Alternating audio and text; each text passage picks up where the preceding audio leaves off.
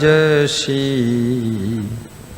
नयादति छूटी। हरि भजसी नयादति छूटी। ना हरि भजसी नयादति छूटी। ना हरि भजसी नयादति छूटी। सबद ही समुझी सुधारत नाही। सबद ही समुझी सुधारत नाही।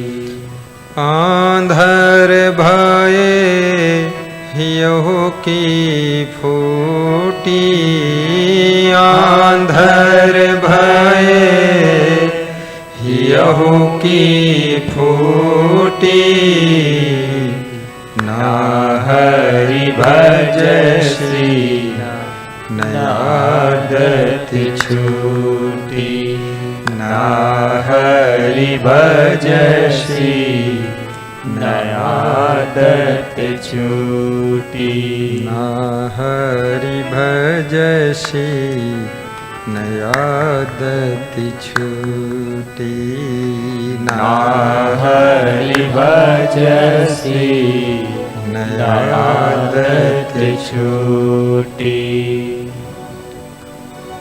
सद्गुरु कबीर साहिब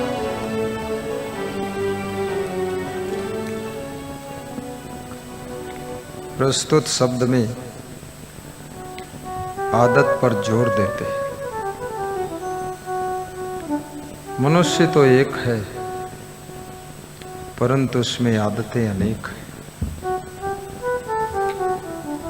जैसे मकड़ी जाला बनाती है कीड़ों को फंसाने के लिए, लेकिन अंत में स्वयं भी उसी में फंस जाती है। ऐसे ही मनुष्य आदतों का जाला बनाता है और उन्हीं आदतों के जाल में स्वयं भी फंस जाता है। और संत कबीर कहते हैं, आदत जरा सुधार लो बस हो गया भजन। दुनिया में जितने पंथ हैं, जितने मत हैं, मजहब हैं, सब में भजन भक्ति पूजा पाठ इबादत करने का तरीका बिलग बिलग,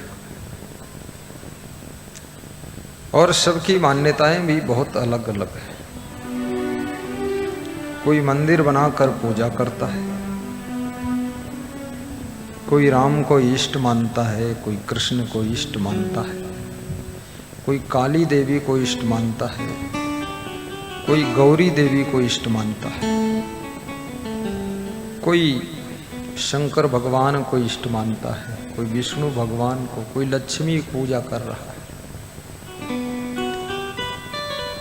कोई मूर्ति की पूजा करता है और कोई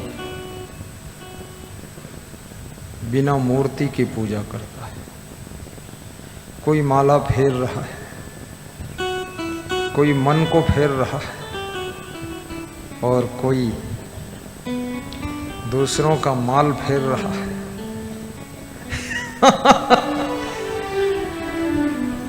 और कोई एक दीवार बनाकर उसको मस्जिद मानकर अल्लाह का नाम लेकर पूजा पाठ कर रहा है। कोई निराकार भगवान को मानता है, कोई साकार भगवान को मानता है। कोई कहता है भगवान का कोई आकार नहीं होता है, और कोई बोलता है जिसका कोई आकार नहीं वो भगवान नहीं होता है। वो आकार बना लेता है, एक प्रकार का मूर्ति तैयार करता है कोई आत्म ज्ञान में रमा हुआ है, कोई नाम जप कर रहा है, कोई यज्ञ हवन कर रहा है, कोई सत्यनारायण की कथा रोज सुन रहा है, और कोई कुछ भी नहीं कर रहा है, बैठकर दारू पीता बीड़ी पी रहा है और कहता है भगवान ने सब बनाया है तो हम उसका प्रयोग कर रहे हैं। कोई कह रहा है कि जब मरेंगे भगवान के यहाँ जाएंगे, भगवान पूछेगा तुमने दारू पिया कि नहीं पिया। यदि हम कहेंगे नहीं पिया तो भगवान बहुत नाराज होगा कि इतनी दारू बनाया तुझे, कुछ तो पीना ही चाहिए था, इसलिए पी लेता हूँ।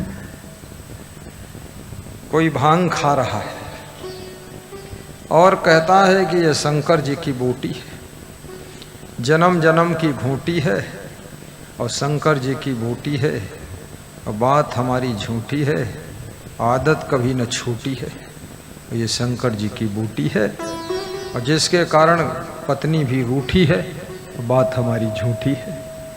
भांग खा रहे शंकर जी की बूटी बताकर। कोई भजन भक्ति के नाम पर गांजा पी रहा है, चिलम लगा रहा, चरस पी रहा है। कोई साधु बन गया, लाल कपड़े पहन लिया, पीले कपड़े पहन लिया, काले कपड़े पहन लिया।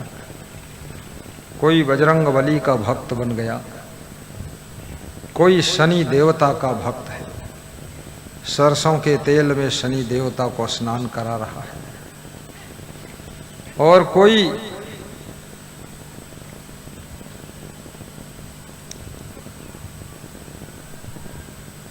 कृष्ण भगवान की पूजा करता है कि कृष्ण से बड़ा कोई देवता नहीं। कोई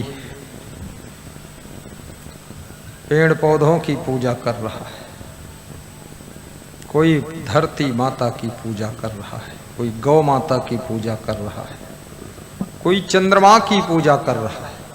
वैज्ञानिक कहते हैं चंद्रमा एक ग्रह है और पुजारी कहता है कि चंद्रमा देवता है। चंद्रमा पर चंद्रयान उतर गया, देवता के पेट के ऊपर चंद्रयान खड़ा है। अब चंद्रमा को हम देवता मानते हैं, चंद्रमा को वैज्ञानिक ग्रह मानते हैं और सूर्य को भी ग्रह मानते हैं। सूर्य की खोज भी चल रही है कि सूर्य है क्या। सूर्य को भी हम देवता मानते हैं और सूर्य का पुत्र भी मानते हैं। अभिमन्यु की जब मृत्यु हुई तो सूर्य भगवान के यहाँ पुत्र के रूप में जन्म लिए, ऐसा मान्यता है। ये भी मान्यता है कि सूर्य भगवान को हनुमान जी ने अपने मुंह में निगल लिया था, पूरी पृथ्वी पर अंधेरा हो गया था। लेकिन वैज्ञानिक कहते हैं सूर्य आग का गोला है, इसको निगलना तो बहुत दूर है, छूना भी असंभव है।